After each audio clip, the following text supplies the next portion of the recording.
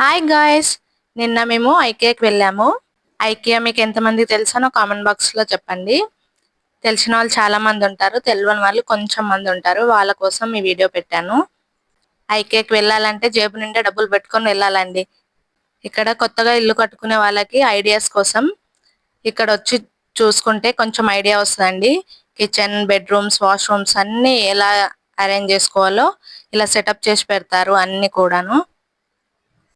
చూడండి, ఇక్కడ అయితే ఈ కిచెన్ మాత్రం నాకు చాలా నచ్చేసింది. సూపర్ గా అరేంజ్ చేసి పెట్టారండి.